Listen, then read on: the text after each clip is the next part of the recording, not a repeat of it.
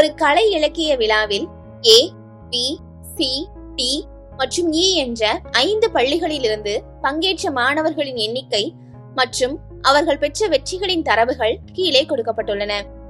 இங்க 2 செவ்வகப்பட்டைகள் கொடுத்திருக்காங்க. அதுல ப்ளூ கலர் இருக்கக்கூடியது பங்கேற்ற மாணவர்களோட எண்ணிக்கை, எல்லோ கலர் இருக்கக்கூடியது அந்த பள்ளி பெற்ற வெற்றிகளோட எண்ணிக்கை.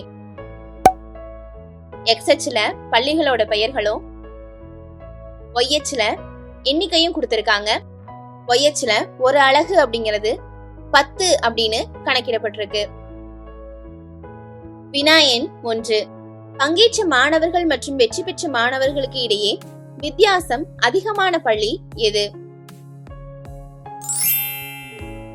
ஆப்ஷன் ஏ பாருங்க, ஏ பள்ளி அப்படின்னு கொடுத்திருக்காங்க. இதுல பங்கேற்ற மாணவர்கள் 25, பெற்ற வெற்றிகள் 10, இதுக்கான வித்தியாசம் 15.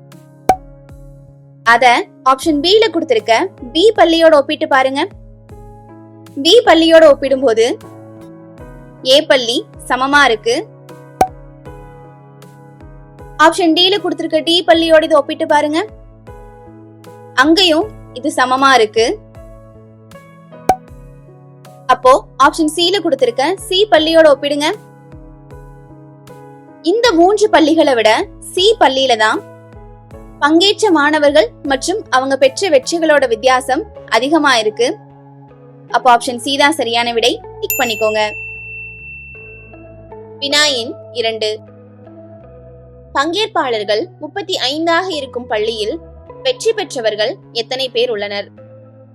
பங்கேற்பாளர்கள் 35னா 35க்கு நேரா எந்த செவ்வகப்பட்டை இருக்குன்னு பார்க்கணும். அது பங்கேற்பாளர்கள்னா ப்ளூ கலர்ல இருக்கக்கூடியது. அப்ப ப்ளூ கலர் செவ்வகப்பட்டை 35க்கு நேரா எங்க இருக்கு? பள்ளி சீல இருக்கு. அதுல வெற்றி பெற்றவர்கள் 15 பேர். அப்ப ஆப்ஷன் ஏ தான் சரியான விடை. டிக் பண்ணிக்கோங்க.